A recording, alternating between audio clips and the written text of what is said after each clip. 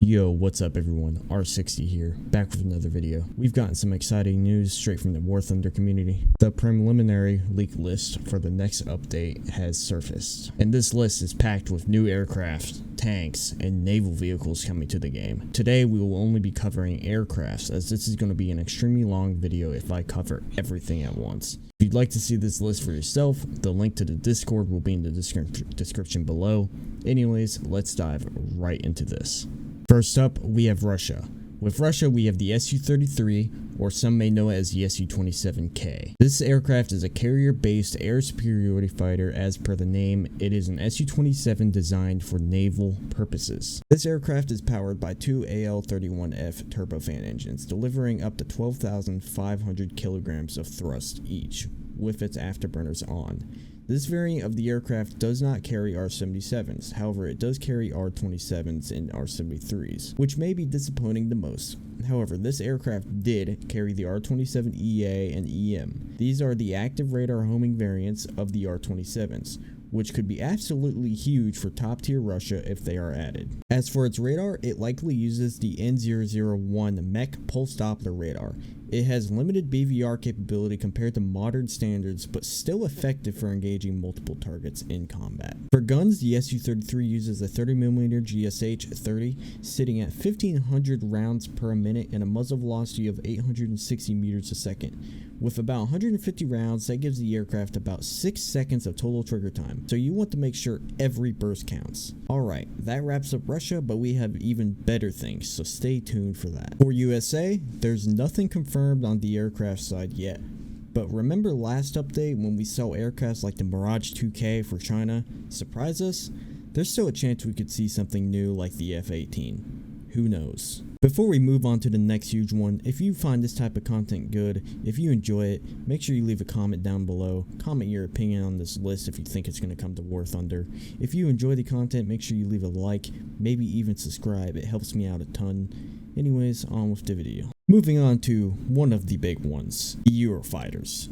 I'm going to include all Eurofighters into this one section, as aircraft wise they are pretty much all the same as far as I can see. The UK will be receiving the Eurofighter Typhoon Mark II, Germany will receive the Eurofighter Mark I, and Italy will receive the F2000A Eurofighter Typhoon, basically the base model. The Eurofighters are all very similar with slight variants across the UK, Germany, and Italian version.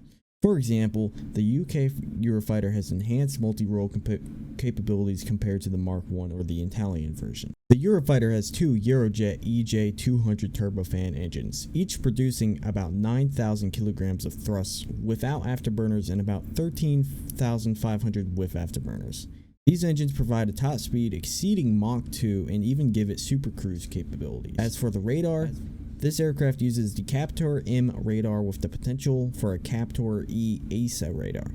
This will help the aircraft with advanced BVR targeting and countermeasure prevention. As for armaments, these aircrafts can use the IRIS-T or ASRAM for short-range combat and the AIM-120 AMRAM or Meteor for beyond visual range. However, it is likely to just be fitted with the AIM-120B or maybe the C if it's added, and AIM-9Ms, as the IRIS-T and ASRAM as well as the Meteors would be far too advanced for our current game and maps. For guns, the aircraft carries a 27mm BK-27 with 150 rounds, with around 1,700 rounds per minute and a muzzle velocity of 1,025 meters per second, meaning you get slightly more ammo with a slower fire rate, giving a grand total trigger time of 5.3 seconds. Here's another absolutely huge one for y'all. We have the Rafale C. The Rafale C is one of France's most versatile multi-role fighters, capable of air-to-air and air-to-ground combat. It is powered by two Smecma M88-2 turbofan engines, each producing 7,500 kilograms of thrust.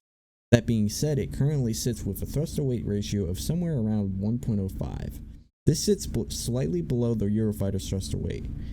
This aircraft uses the RBE-2 ASA radar, however it does have a model using a slightly older PESA radar. For armaments, this aircraft can carry the Mica IR and Mica EM, Magic 2s, and Meteors. However, due to what I said previously, the Meteor more than likely will not be added. Its radar missile will just be the Mica M.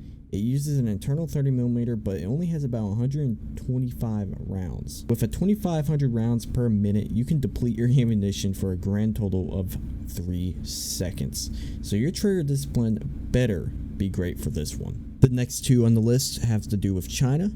We are going to start with the J-10B. The J-10B is a multi-role fighter created by China. This is likely powered by the WS-10B turbofan, but it can also be powered by the AL-31FN, which is the Russian built variant.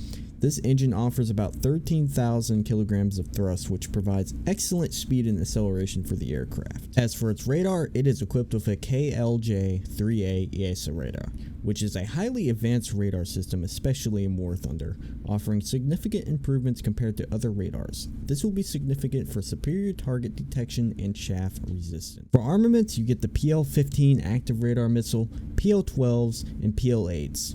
Or PL-10s for IR. It is highly unlikely we will see the PL-15 or PL-10 unless something of the likes of the AIM-9X or AIM-120C is added. For guns, it uses the same as the Su-33, a GSH-30, with the same amount of ammo, so we will not cover it now. Next, for China, we have the J-11B. The J-11B is an actually unique aircraft to China, mostly as it's almost entirely created in China instead of relying on Russia.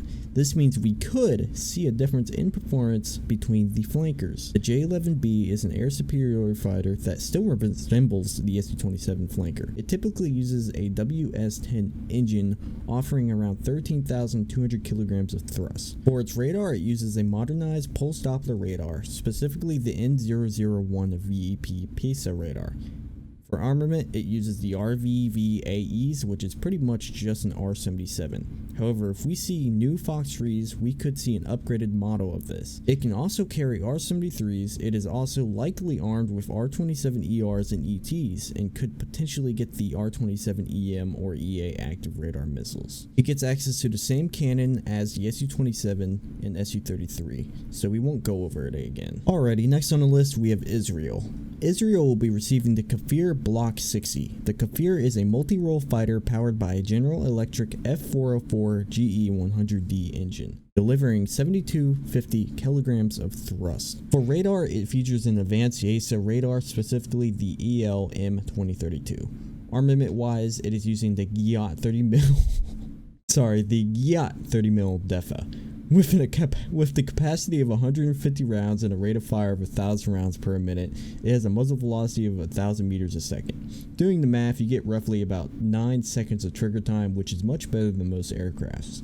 Missile-wise, it will be receiving a Derby, Python 5s, and potentially AIM-7 Sparrows of some sort. Finally, we have Japan. Japan will receive the F-5A and the F-5 Tigris. This aircraft is powered by two General Electric J85 GE13 engines, each producing around 1,770 kilograms of thrust, with a basic radar system, specifically the AN/APQ-153. Armament-wise, it gets either an AIM-9P or AIM-9L. It could receive the AIM-7E and the AIM-7E2 Sparrow missiles, and a less likely but possible chance to receive the AIM-7 Sparrow. For guns, it gets the M39A2 20mm cannons with a capacity of 1,400 rounds. It has a fire rate of 1,200 rounds per minute. Doing the math, you could get about 70 seconds of total trigger time, so you have plenty of ammo to spend. Alrighty, that's going to wrap up our breakdown of the massive War Thunder 1.43 update leaks. We've got some seriously exciting aircrafts and tanks coming, and I can't wait to see how they perform in the game. If you are as hyped as I am, make sure to hit that like button, subscribe, and turn the notification bell so you don't miss any updates or in-depth reviews when the new update drops. Also, let me know in the comments what vehicle you're most excited for in this upcoming patch. Do you think these leaks are the real deal, or do you think we'll see some surprises when the update actually drops? I'd love to hear your thoughts. And don't forget, I'll be covering the new tanks and naval leaks in a separate video, so stay tuned for that one too. Thanks for watching, and I'll catch y'all in the next one. R60 flaring off. Get it? Because R60, okay, yeah.